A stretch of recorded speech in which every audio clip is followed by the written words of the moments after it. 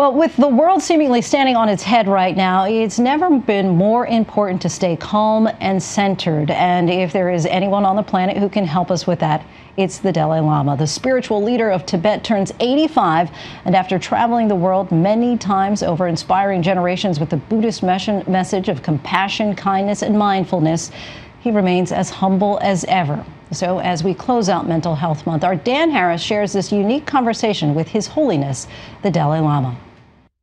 High in the Himalayas in Dharamsala, India, where even here they're bracing for the virus, His Holiness the Dalai Lama, who has spent much of his life traveling the planet, delivering spiritual teachings and meeting with world leaders, is now on lockdown just like the rest of us. I sat down virtually with His Holiness and started by asking how his life has changed during this pandemic. His answer? Simple. No change. He explains that he often takes a long meditation retreat every year for a few weeks or months. Now he's doing just that, albeit involuntarily. And I always look television, at least 1 hour, 2 hours like that. Then most of the time, sometimes reading, mainly meditation. I think daily, my meditation about, 4 or 5 hours meditation. Very useful, very helpful. And he says for those of us who want to explore meditation, start small. At the beginning, few seconds, 20 seconds or 30. Then gradually 1 minute, 5 minutes, 10 minutes, you can sit on that pureness of mind. I think worthwhile to start meditation. Then mind, not now sensorial mind, the deeper mind. Then you see focusing some deeper meaning, the meaning of life. For the Dalai Lama, meditation is helpful, but he says even for him, watching the news is painful. Very sad. When I saw in television some starving people or poor people, sometimes I crying. But he reminds us not to feel helpless. Indeed, it's very sad. Without losing, the courage. Sadness should transform determination. More suffering, more determination. Should not feel helplessness. That's a failure. He references the struggles he's faced in his own life. He was recognized as the 14th Dalai Lama, the spiritual leader of the Tibetan people, at the age of 2. He was just a teenager when the Chinese military marched in. In 1959, he escaped into exile in neighboring India. Like our own cause, we never sort of give up. We try to acknowledge these things. One fail, again effort, fail, again effort. That's the proper way. You make one effort, fail, then completely lost your determination. That's wrong. Failure, again, try. So, regarding this illness, now number of doctors, nurses, even they willing to sacrifice their own life. I really appreciate, wonderful. So, without losing our self-confidence, make effort. That's important. You have lived through so much pain yourself. You're a refugee as a consequence of Chinese military action. And now China is playing such a controversial role on the world stage. You are still able to generate positive feelings for the Chinese after all of this? Yes, certainly. China, no democracy, politically quite tight control, so totalitarian regime. But this will change. I think China will change. You see, sort of friendly sort of feeling here.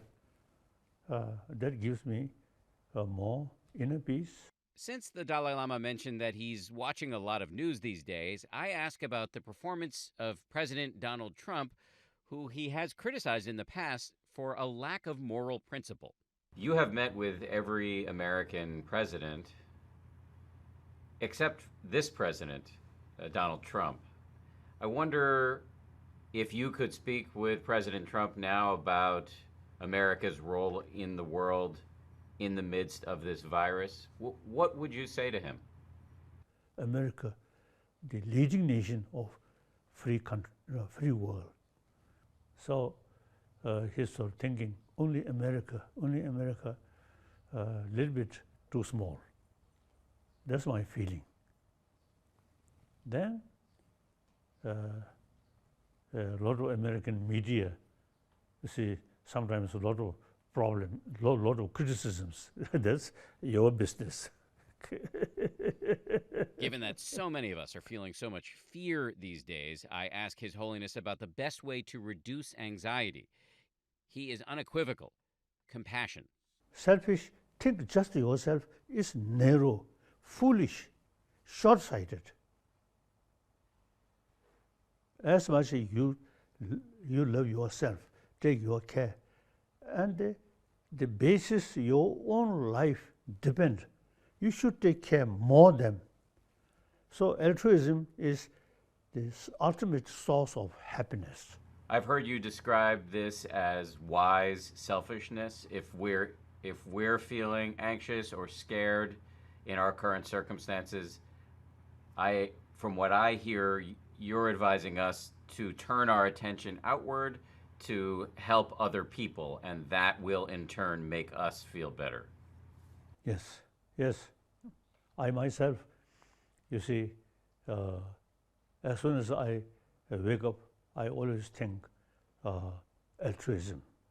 That really brings inner peace, inner strength. Also on this video call with us during the interview is an American neuroscientist named Richard Davidson. While the Dalai Lama is a religious leader, he has also become a major scientific figure. Many years ago, he challenged Richie Davidson, everybody calls him Richie, to use modern science to study the impact of meditation on the brain. We've all been taught in graduate school, when I was going to graduate school, that we look at a person and we try to find out what's wrong with them. And what the Dalai Lama was asking me to do is look at a person and find out what's right about them. One of the things Richie has learned is that the kind of compassion meditation that the Dalai Lama recommends has profound impacts on our happiness, our behavior, and our body. Compassion practice is anti-inflammatory. It actually decreases molecules in the body that we know are important in producing inflammation. Before ending our interview, I had one more question to ask His Holiness. Do you ever watch something fun? What do you do when you want to purely relax? So I look animal. You look at animals. Animal. Really, nature. Sometimes you see those animal, tigers or leopard, these sometimes a little bit uncomfortable, but deers and these very peaceful, very peaceful. So I found to look animal. His Holiness watching animals on TV. It was a great interview. Thank you so much for bringing us that. And so he talks about some meditation tips. And among those, he says to start small and also consider starting out in the morning for meditation. Expand on that for us. So I hate to be in a position of disagreeing at all with His Holiness the Dalai Lama, but I might tweak that advice just slightly. Definitely start small. One of my little slogans when it comes to meditation is 1 minute counts. And I like to say that if you do 1 minute, it really can help. And I say that because habit formation is really hard, and it's really useful to start small. So I totally agree with the Dalai Lama on that. In terms of the morning, I think the morning is great if you are a morning person. If you're not a morning person, I think you should do it when it works best for you.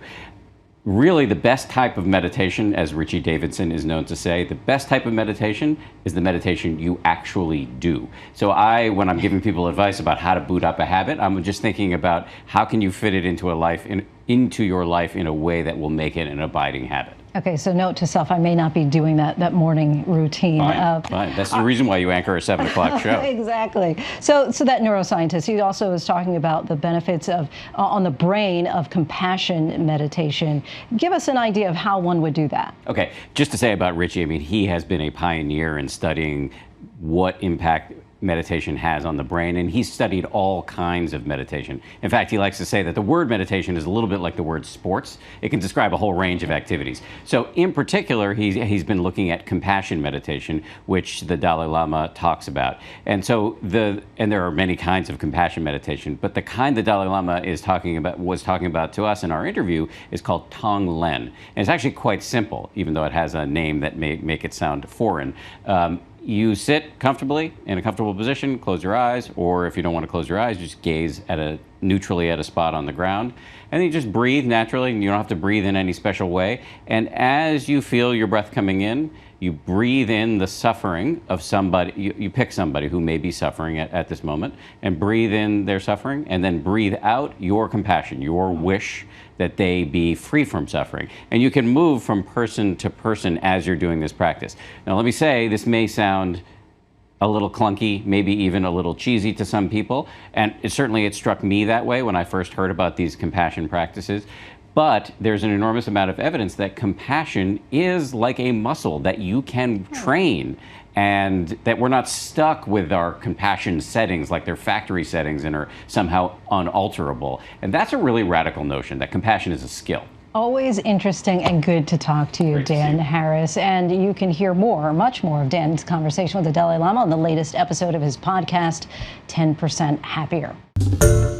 Hi, everyone. George Stephanopoulos here. Thanks for checking out the ABC News YouTube channel. If you'd like to get more videos, show highlights, and watch live event coverage, click on the right over here to subscribe to our channel. And don't forget to download the ABC News app for breaking news alerts. Thanks for watching.